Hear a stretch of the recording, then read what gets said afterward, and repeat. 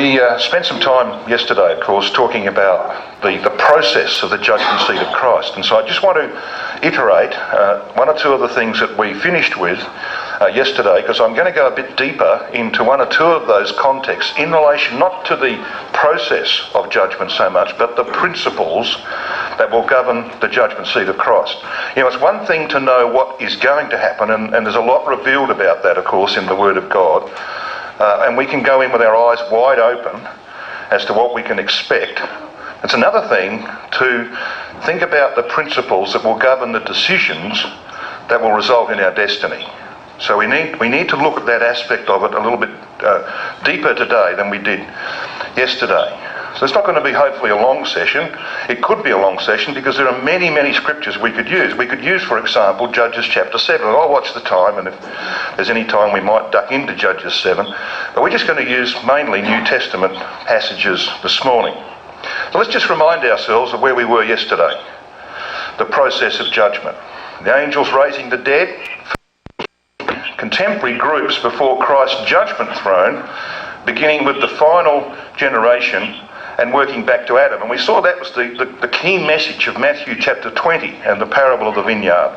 That those of us who come last in the scheme of things will actually make our appearance before Christ first. And he will work from us back to Adam. The point I want to make, arising out of that, brothers and sisters and young people, is that the point of the judgment seat is not just to determine our destiny. The point of the judgment seat is to uphold the righteousness of God. You know, I'm sometimes asked the question, well, why does it have to be a judgment process anyway? Doesn't God know? Doesn't Christ know where we stand in the scheme of things? Wouldn't it be just easy for him to wave to left and right? I mean, that would take the pain away, wouldn't it? Well, yes, it would take the pain away, but it would not achieve one thing that has to be achieved at the judgment seat of Christ. And that is the vindication of the righteousness of God. Now, the judgments that are going to fall upon humanity generally are really all about that. They're not just to sweep away the wicked, they'll do that, but they are to vindicate the righteousness of God. I want to demonstrate that to you because I'm going to take you very briefly to, you don't have to turn it up because we saw this yesterday. This is Romans 14, remember, verses 10 to 12, where we saw very plainly that even though we are going to appear before the judgment seat of Christ, Paul's not using that phraseology here. This word Christ should be theos, and what follows proves that, as we saw. So what does he mean when he says we shall appear or all stand before the judgment seat of God? Well, the next two verses explain it. It will be the angels, the representatives of deity, that will do the interviewing. They're the ones to whom we're going to have to open our mouth and fully confess, as this word here means in the red, confess, right? They're the ones that will do the interviewing, and we will have to give an exposition, as this word here, account means, logos, the words spoken, an expression of the thoughts of the mind, an account or an exposition. And as we pointed out, Christ cannot, he doesn't have the time to interview everyone individually and personally. And so it will be the angels who do that task. So that being the given, what's the point of it? What's this going to achieve? Now you'll notice, as we pointed out, that Paul's actually quoting from the Old Testament. And I'd like you to turn up Isaiah 45 with me, please. We want to see what Isaiah 45 says, because he actually quotes it again in the New Testament. And we're going to see that it tells us something about the judgment process. So let's have a look at Isaiah 45 and the end of the chapter. Now, I want to read from verse 22 because this actually embraces us. It talks about Yahweh being a just Ale and a saviour in the previous verse, verse 21. And then we read in verse 22, look unto me and be ye saved, all the ends of the earth. Now that means the lands of the Gentiles, all the ends of the earth. And here we are, we're in that position right now as recipients of the blessings of the truth. It goes on to say, for I am Ale, and there is none else. I have sworn by myself, the word has gone out of my mouth, in righteousness. See this? It's gone out of his mouth, in righteousness, and shall not return. That unto me every knee shall bow, and every tongue shall swear. Now that last part of the verse is what Paul quotes. For it is written, as I live, saith Yahweh, every knee shall bow to me, and every tongue shall confess to God. And Paul's explanation of that is, so then, every one of us shall give account of himself to God. Right? And his representatives on that occasion will be the angels. It's to them that we will speak. The angel that's kept the record of our life, that's had the task of supervision as best as he can do, depending on our willingness to be guided. All right, so that's why Paul speaks this language here in Romans chapter 14. So what's the point of this? Well, let's just read on in Isaiah 45. Surely shall one say, this is verse 24, in Yahweh have I righteousness and strength. Not in their own righteousness. Even to him shall men come, and all that are incensed against him shall be ashamed. So those who set their heart against God are going to be ashamed. Why are they going to be ashamed when they do this? When the angel takes out the record and goes through the record and says, now listen, on such and such a day you did this, and the next day you did this, and the following day you did this. You turned your back on God, you did all the things that you knew you shouldn't do, and you knew you were doing wrong, and you didn't repent. And that's what's in this record. They will be ashamed. And so the judgment process is going to be very humbling for those who have taken their own course in life, who thought they could achieve this for themselves, who thought they could do it their own way. All right, it's going to be very, very humbling. This is all about the declaration of the righteousness of God. That's what the judgment seat's about. To declare that he is righteous. I have sworn by myself, he says, the word is gone out of my mouth in righteousness. And he's not going to abdicate that for any man. Goes on to say this in verse 25. In Yahweh shall all the seed of Israel be justified, and shall glory. All right? So I think you can see the point of that. Now I want you to come to Philippians chapter 2. Because you see, in Philippians, Paul actually quotes the same passage from Isaiah chapter 45 and verse 23. What's it about? Well, it's about Christ being charged with vindicating his Father's righteousness. That's what it's about. So let's read this section from Philippians 2. We won't read the whole section. I think you're familiar with the preceding verses up to verse 9, how he's given a name, a highly exalted name, etc. Verse 10 says, now, where's this coming from? That at the name of Jesus every knee should bow, of things in heaven and things in earth and things under the earth, and that every tongue should confess that Jesus Christ is Lord, to the glory of God the Father. Paul is actually using Isaiah 45 and verse 23 again. He's not just quoting it, he's explaining it. He's telling us what it really means. So when the angels have done their job, we go before the one who represents the Father, and his specific role is to uphold the righteousness of God. So there will be no compromise. If the record shows that we have been unrepentant, we want to do things our own way, I'm going to talk about that in a minute, because he uses sheep and goats to represent the two classes of the judgment seat. All right? If that's what we've done, the record will show that. We will be ashamed before the angel and then dismissed to the left. It's as simple as that. I mean, you don't have to be Einstein to work that out, do you? And it's all about upholding the righteousness of God. That's why you have to appear there, brothers and sisters. That's why you won't get the easy road. You won't get the painless path as some desire. It's not going to happen, because God has to be vindicated. And if you have responded to the truth in your life, you've endeavoured to do the right thing, you've repented when you've failed, and we often fail, and you seek to get back on the path, and you've got your direction right, you have no reason to fear the judgment. The record will be clean. You'll be blameless. You're not going to be ashamed like those who are in the opposite camp. All right, it's pretty simple stuff, isn't it, really? But it's very, very important. So more time is likely to be spent with the rejected by the angels for this purpose. So where people have a bad record, the angel's got a bigger job, hasn't he? He's got to go through this record which has got all of these failings and things that have happened. And you'll be stepped through that, piece by piece. You know what Jesus said?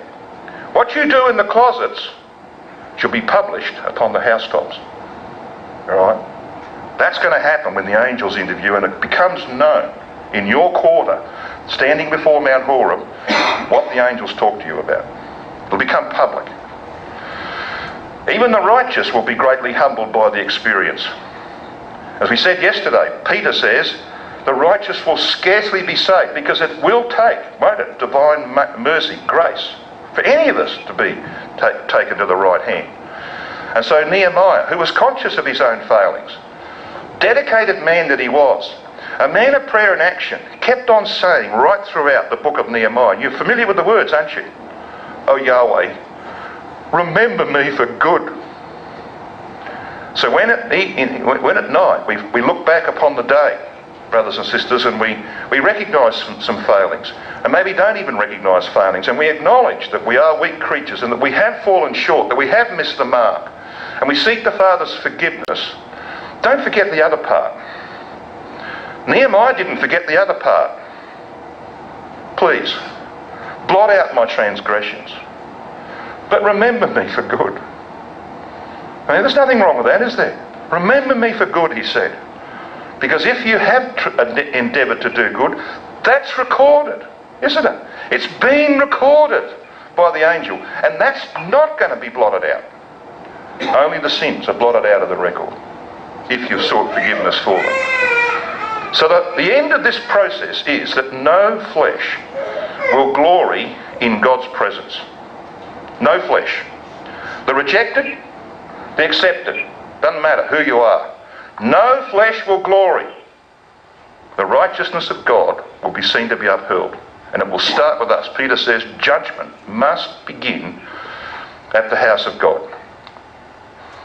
So what about this process that shows the principles? I want you to come back to Matthew 25 with me. Now we were here yesterday, but we were here mainly for a picture of the judgment seat. I want to make a few comments about this because I'm fully aware of what Brother Thomas says in Eureka about this, and I'm often, approached and don't you recognise what Brother Thomas said? Well, I do. Just don't happen to agree with him on this particular matter, and I'll show you why. There's not much I don't agree with Brother Thomas on, but if the Scripture demands that I do, I have to disagree. I don't have any choice, do I? So Christ simply separates sheep from goats. And we saw this record in Matthew 25 and verse 31 through 34. All he does is he waves to the right and the left, respectively.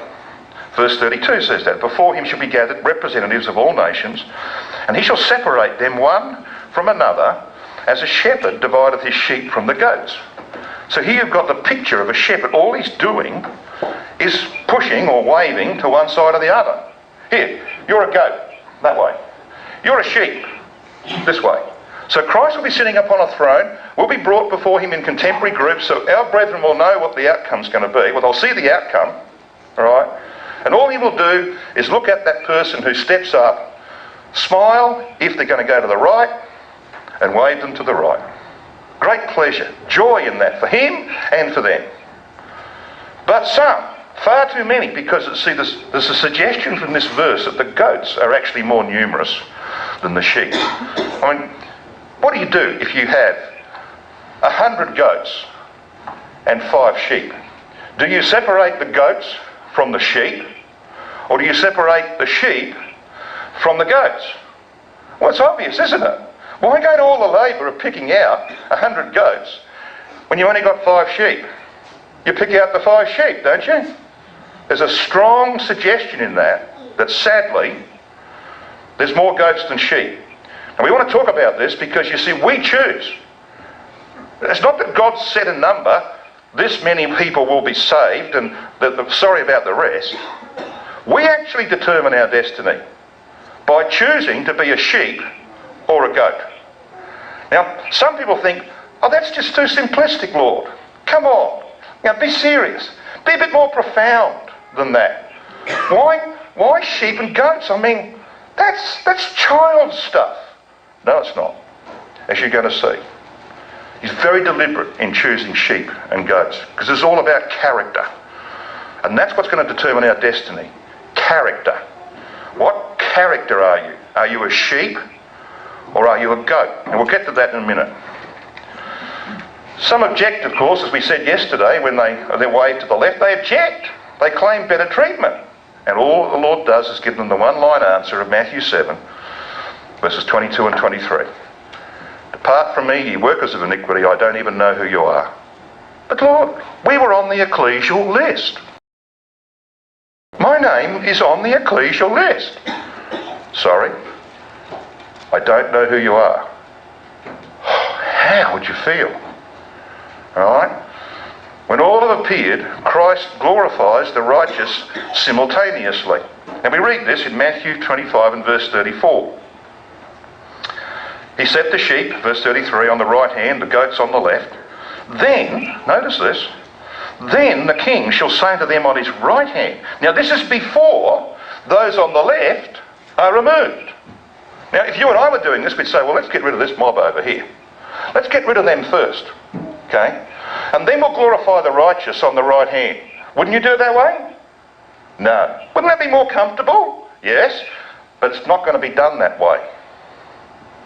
Those over there, crying, gnashing teeth, weeping, on the left, are going to stand there and watch those on the right glorified together in a moment, in the twinkling of an eye. Now, can you imagine if you happen to be on the right amongst this vast company, can you imagine those who are on the right hand standing there when their nature is changed, standing there saying, well, that was a nice sensation? Or can you think that it would be quite different? I think it's going to be quite different. They will be bouncing around in joy. Can you imagine being made immortal? And the response that that's going to produce? There's all this rejoicing over there, but on the other side, all you can hear is weeping and teeth gnashing. And the next thing is the angels push away, herd away the multitude on the left. What a picture that is. All right?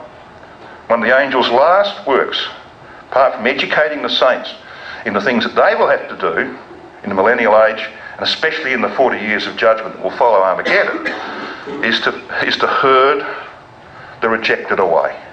Very unpleasant task, because you see many of those people will have been overshadowed by some of those angels, and it will be a disaster, a tragedy, to have to do that job.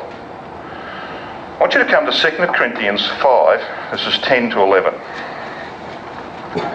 Now we'll come back in a minute to the sheep and goats matter.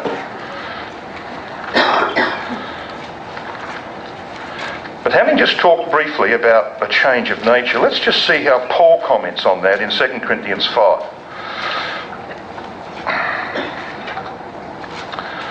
Verses 10 and 11 we want. He says, for we must all appear before the judgment seat of Christ. Well, of course, Paul. We all know that we're going to make an appearance, if we're responsible, before the judgment seat of Christ. He's not saying that. Paul is not saying that. As you can see, this word appear in yellow and the word made manifest, they're actually the same Greek word. It's the Greek word phaneroo. But the translators, for whatever reason, have chosen to render it differently in verse 11 to the way they render it in verse 10. It's exactly the same Greek word. It means to make apparent or to show forth. So when they translated it made manifest, that is very close to the meaning of this Greek word. So why don't we use the same translation in verse 11? And we should. And this is what Paul is saying. For we must all be made manifest before the judgment seat of Christ. That's what it's about, to reveal who we are. He goes on to explain that everyone may receive the things, and the word done's in italics, cross it out, the things in body.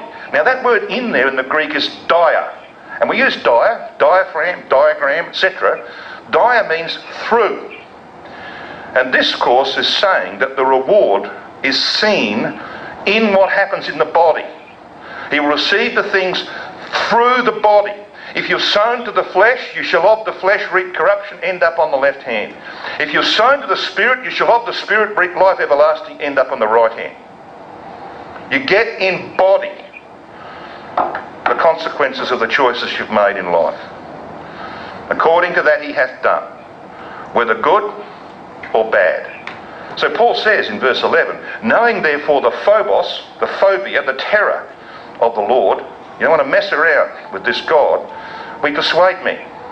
But he says, you know our character, you know our way of life, we are made manifest unto God. And I trust also are made manifest in your consciences. Now we're going to see in fact that some of these Corinthians didn't highly regard Paul's motivation, which is why we read a little while ago from 1 Corinthians 4. They actually questioned Paul's motivation. But he's saying here that his life was open before God. What Paul did in private is what they saw him do in public. What they saw him do in public is what he did in private. Hands up those who are perfectly consistent in public and private. Anybody? Anybody bold enough? Well, I won't put my hand up either. Because we all know our failings, don't we?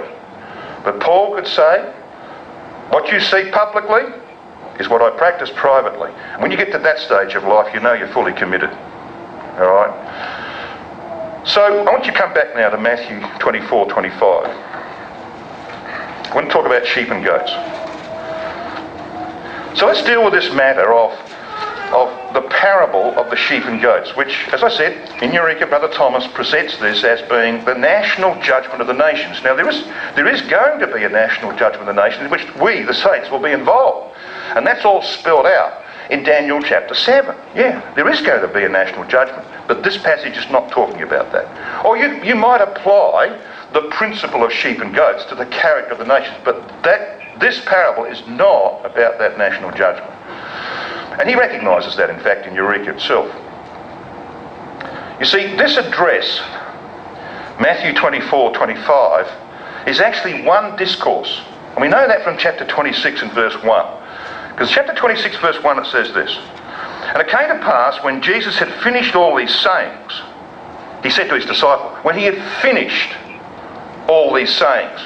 So that means that when he began to speak, back in chapter 24, verse 3, he was asked a question, and he responds from verse 4 onwards. Right to the end of Matthew 25 is one address, one speech, okay? Very important to remember that.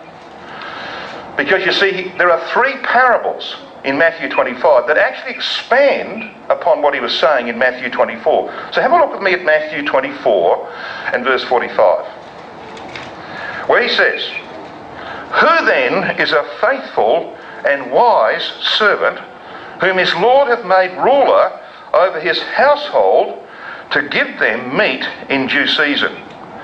Now, some of you will be aware that the word household there is the Greek word therapia.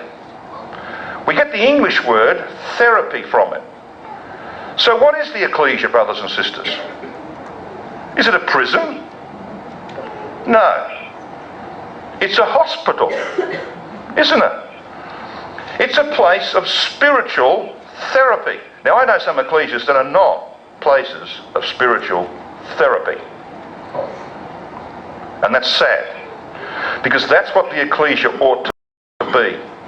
It ought to be a place where you can come knowing that you're going to receive spiritual therapy. And you should expect that in this place of spiritual therapy there will be faithful stewards. Stewardship. People who do what says at the end of verse 45, who give them their food in due season. And they do that with an open hand. Not the clenched fist of verse 51. Verse 50 and 51. Sorry, verse 48 to 51. Where he talks about the man who clenches his fist and beats and smites his fellow servants, which sometimes happens in the ecclesia.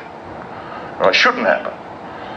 So here we've got the Lord talking about faithfulness and wisdom that leads to good stewardship. And that's what the three parables that follow are all about. So when you come to chapter 25, verses 1 to 13, you have the parable, the well-known parable of the 5 wise and the 5 foolish virgins, the 10 virgins. Now, I'm not going to go into that parable, I don't need to, you know it. But you see, what's it about? 4 times you read the word in that parable, wise. You read it in verse 2. 5 of them were wise. In verse 4, but the wise took oil. In verse 8, and the foolish said unto the wise, verse 9, but the wise answered. Why 4, do you think? Why 4 times? Well, 4 just happens to be the scriptural number for righteousness and God manifestation. That's why the most holy is a perfect cube. That's why the camp of Israel set out in a 4 square camp. You can go on and on. 4 is the biblical number for righteousness and God manifestation. So the Lord is expanding upon verse 45 of Matthew 24. And he does the same in the parable of the talents, the one that follows from verse 14 through verse 30. Because you see, 4 times in the parable of the talents, he uses the word faithful. And you find that in verse 21 and in verse 23. Twice in 21, twice in 23. It's probably not a bad idea to have those highlighted. And to have a little note to look back at chapter 24, verse 45. Because he's actually expanding upon who is then a faithful and wise steward. So what do you reckon the third parable is going to be about? National judgment? No. It's going to be about stewardship. It's going to be about outcomes. All right? The results of people operating in the ecclesia. Is it a place of therapy? Are they giving to their master's servants their meat, spiritual meat, in due season? That's the question being asked, and here's the outcome. So that's why this is a picture of the judgment seat of Christ.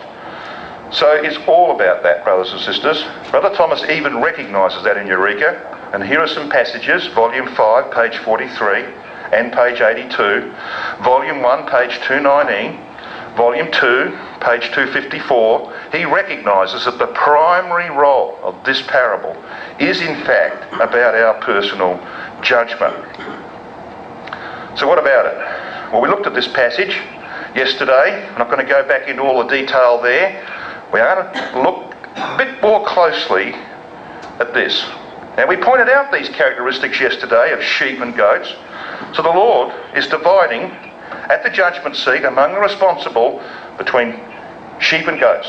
He's extracting the sheep from the more multitudinous goats. So, what does he mean? Well, we saw these characteristics, didn't we? Sheep are dependent creatures, whereas goats are independent. Sheep are submissive, goats are rebellious. Sheep are willing, goats callous, uncaring. Sheep obedient, goats disobedient. Sheep gregarious, they love being with their fellow sheep. Goats love being alone. They're solitary creatures. Sheep are normally white in the Middle East, and goats were normally black. So even their covering provides a hint. And most importantly, brothers and sisters and young people, the characteristic of sheep, and this is being seriously tested in these final days of our probation, seriously tested by internet, by all the communication methods that we are now have made part of our lives. We are being seriously tested as to whether we are sheep or goats. Because sheep will only eat that which the shepherd leads them to. To the grass beside the still water. Do I need to quote Psalm 23? No. All right? The sheep will eat what the shepherd leads them to. But goats will eat anything. You have goats, do not leave your clothing out on a line drying. Do not leave your boots at the back door. They will chew on leather. They will chew on tin cans. They will try anything. Got the message? I think it's pretty plain, isn't it? So what about the characteristics of sheep and goats? Well, these are the biblical characteristics of sheep. They're attentive. John 10:27, my sheep hear my voice and I know them and they follow me. They're willingly led. Psalm 23 verse 2. He maketh me to lie down in green pastures. He leadeth me beside the still waters. They want to be led, and they want to eat what the shepherd leads them to. They're submissive, Isaiah 53 verse 7. He is brought as a lamb to the slaughter, and as a sheep before her shearers is dumb, so he openeth not his mouth. They don't argue with God. Thy will be done, not mine. That's the character of a sheep. When the Lord appeared before Pilate, he didn't open his mouth. That's the character that he wants to see in us. But they do occasionally stray, don't they? Isaiah 53 verse 6, all we like sheep have gone astray. We have turned every one to his own way, and that's why, of course, forgiveness is there. When there's acknowledgement and a desire to turn back to the right way, forgiveness is there. And it comes out of the record. So that's sheep. And we could go on for quite some time about sheep, couldn't we? But I really think we need to focus a bit more on goats. Because we don't want to be in this class, do we? Now, I want you to notice something. You do not read in Matthew 25 that there's a creature in between a sheep and a goat. You do not read about a sheote, all right? A half a sheep and half a goat. There is no such creature. There is no third way. You're either a sheep at the judgment seat or you're a goat. And we make the choice. It's not made for us. We make that choice. Now, I'm going to quote to you from the writings of goat keepers. Now, if anybody going to know about the characteristics of goats, is people who keep goats. We have any goat keepers here in this hall? No? Well, yeah. I'll talk to you later. Anyway, we're going to look at the writings of goat keepers. So what are the characteristics of goats? Unlike sheep who graze, goats feed on the leaves and shoots of shrubs, killing them, a habit that enables them to thrive in semi-arid scrublands and mountains. You see, they're self-reliant. They don't care what they eat. This means they can be out there alone. Goats are capricious. They are impulsive and unpredictable, devious and contrary. I see Gil, he's nodding his head and laughing, so he knows this is true. If they are not poking their heads through fences, see, they don't like fences, they don't like restrictions. They may be standing on their hind legs, stretching for those tender leaves just out of reach. Goats are never content with what they have. You begin to see why the Lord is choosing the characteristics of goats. Do you know anybody like this? You know anyone like this? I'm not talking about in the truth. Do you know anyone like this? Stan says, no, there's nobody like that. All right? Never come across them. Now, this is from a long-time goat farmer. Violence and herd order was the heading of this particular paragraph. No matter how you want them to always get along, Christadelphians should really get along, there will be occasions where your goats fight and take pot shots at each other. Now, that never happens in our community. Does it? The best thing to do is to let them fight it out. It's brutal, but it is the way of goats. It is their nature. You may also see other goats get involved and take sides in a fight. Now, I've never seen that happen. Goats will ram lesser goats for no other reason than just to make sure they know their place. Get out of my way. I'm superior, I'm senior to you. Goats hate restriction.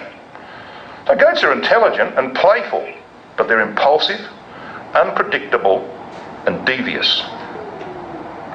They are experts in opening gates and squeezing through small gaps because they hate to be confined. Don't you put any ecclesial rules around me. Fences that will handle sheep, cattle and horses will not hold goats. They will work tirelessly to spring themselves from any situation they deem inhibiting. Goats do not push well. If you push them to get them out of your way, they will lean into the push.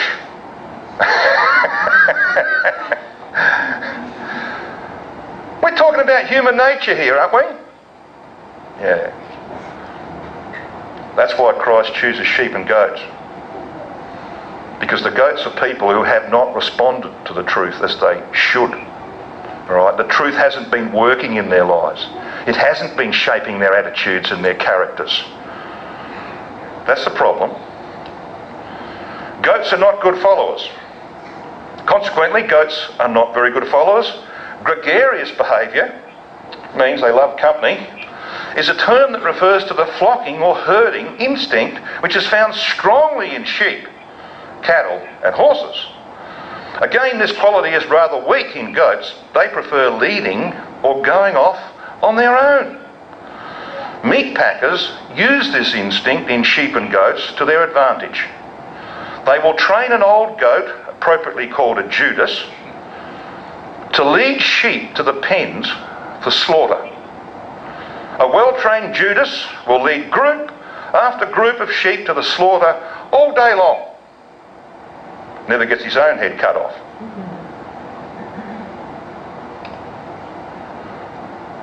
So I ask the question, brothers and sisters, how are we going? Now most of us probably say, well, you know, I'm really endeavouring to be a sheep and I want to be a sheep. But most of us will see that every now and then, when human nature gets the better of us, we're goats. Alright? So we probably need to think about that. It's simple. Children can understand this, can't they? It's simple, but the things that are most important are often the most simple. Let's have a look at Matthew 25. I want to see what the outcome is here. Matthew 25, and let's have a look at verse 34 again, where he says, "Come ye blessed of my Father, inherit the kingdom prepared for you from the foundation of the world. For I was an hungry, and ye gave me meat." That's stewardship, isn't it? I was hungry, and you gave me meat. That's chapter 24, verse 45. I was thirsty, and you gave me drink. I was a stranger, and you took me in. Naked, and you clothed me. I was sick, and you visited me. I was in prison, and you came unto me. Now, of course, there's nothing wrong with doing any of those things literally. And people do those things. But Christ is not emphasising the literal. He's not emphasising the Salvation Army approach to this. You know, you have Salvation Army in this country? You know, these guys who dress up, and men and women dress up, and look like soldiers, you know, military caps on. They know nothing about doctrine, most of them. They're just what's called do-gooders. Well, I mean, there's nothing wrong with doing good to all men. We're commanded to do that. But that's all they do. Not going to lead anywhere. It will not lead anywhere, either for them or the people that they support. It's only a temporary thing. They're not healing the problem. The problem is the problem of human nature. And the only way that that can be healed is the truth. All right? To be in the truth. And they don't offer truth. So what is Christ saying here? Well, there's this quotation you can see in 1 John 4:17. See, they respond. These people on the right hand respond this way. Verse 37. Then shall the righteous answer him, saying, Lord, when saw we thee a hungry and fed thee, or thirsty and gave thee drink? When saw we thee a stranger or naked and clothed thee? When did we see you sick or in prison and came to thee? And the king shall answer and say unto them, Verily I say unto you, inasmuch as ye have done it unto the one of the least of these my brethren, ye have done it unto me. And so John picks this up and he says, you can have confidence at the judgment seat, he says, if you have endeavoured to be like Christ. Because he says, because as he is, so are we in this world. We are trying to be like Christ. But you see, verses 35 to 36 refer to kindnesses that are only those that the Lord could fittingly identify with. And Brother Carter says this, to feed a sick soul may have greater value than feeding a hungry body. To help the spiritually weary may feel a greater need than restoring physical vigour. Now, Christ could not say, could he? He certainly will not say at the judgment seat when he turns to those on the right, he will not say, well, when you saw me spiritually weak and spiritually naked, you came and supported me and gave me a covering. Because he was never spiritually weak. Christ was never, like you and me, spiritually naked, was he? He wasn't spiritually hungry either, because his Father woke him up every morning and spoke in his ear. Isaiah 50, verse 4. See? He was never thirsty spiritually because he always turned to the Word of God. So he couldn't say that, could he? He has to lower it to the practical, to the things that he was. Because there were times when he was hungry, physically hungry, and physically thirsty, and physically naked, so to speak, and did need the support of others. Right? So we've got to raise this to a higher level, because the real value is in helping people spiritually who are in prison, helping people spiritually who are naked. That's a far greater work, because it actually leads somewhere permanent. Verses 40 and 45 provide a contrast. I don't know whether you've noticed this, but you see, I read verse 40. It says this: when Christ is talking to those on his right hand, the righteous, the accepted, who are now immortalised, and they're asking him, well, Lord, when did we see this? Well, when you did it unto me, you did it unto the least of these. He's looking at those on the right, unto the least of these, my brethren. But it's not like that in verse 45. Because when he deals with those on the left, they ask the same question. Well, when saw we? Replies the same way. When you did it not unto one of the least of these, you did it not to me. He drops out some words. Do you notice what they are? Verse 45. Then shall he answer them, saying, this is the ones on the left, verily I say unto you, inasmuch as ye did it not to one of the least of these. Where's the words, my brethren? Weren't many of these people on the ecclesial rolls as Christadelphians, brethren of Christ? Well, yes. But he doesn't call them his brethren, because they're not his brethren anymore. They might have been on the ecclesial roll. That's why he says, depart from me, ye workers of iniquity. I don't even know who you are. You might have been on the arranging board. You might have been a speaker. But if you're on that left hand, you're not his brother. Now it's pretty plain, isn't it? We've got some choices to make, haven't we? I think I know what choice I want to make. I think I'd rather be a sheep. And if you're going to be a sheep, then you are going to set yourself to hearken to the voice of God and the shepherd, and labour until your fingers are worn down to the bone for the spiritual welfare of your fellow sheep. That's what you'll do. And you won't allow goat characteristics, which are natural to our nature, to intrude. Now, I want to finish in 1 Corinthians 4, which we read.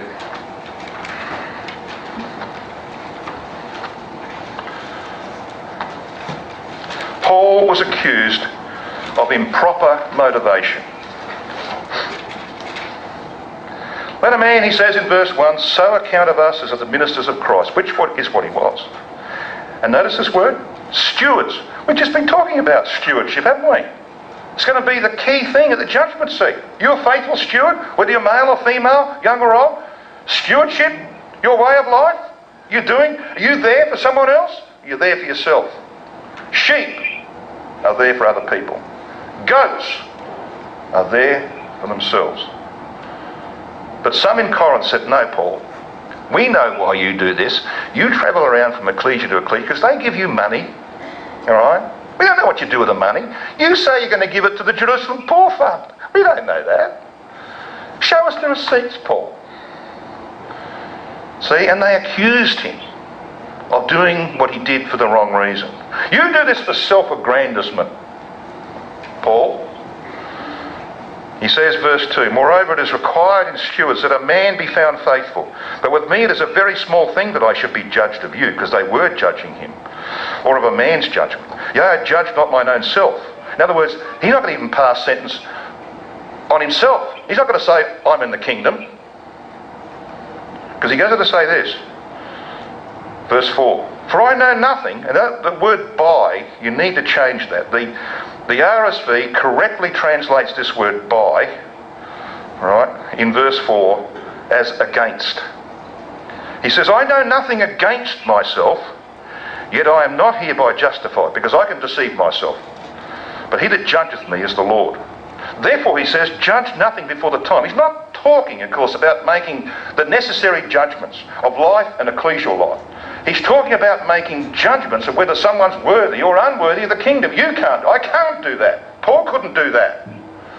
That's got to be left to the judge himself. But then he says this, until the Lord come, who both will bring to light the hidden things of darkness and will make manifest. Now there's our word. There's our word phaneroo. To make manifest what he calls the counsels of the hearts. And that word in the Greek, boule, means the will, the determination, the propensity, purpose, design or plan. And I think Weymouth's translation is brilliant, because he translates the phrase this way, and he will disclose the motives. That's what will happen in the judgment seat. Disclose the motives. What is in the engine room of your life? Because it's going to be revealed. The hidden things of darkness will come out at the judgment seat to vindicate the righteousness of God. If at the judgment seat it is found that we have a sheep-like character, that we have devoted ourselves to a narrow course that leads to the kingdom, and we give ourselves for the benefit of other people as best we can within the limitations of our opportunities and our scope and our health, if it's found that we've done that, brothers and sisters and young people, we will be in the kingdom. Providing, of course, we've sought forgiveness for our failings.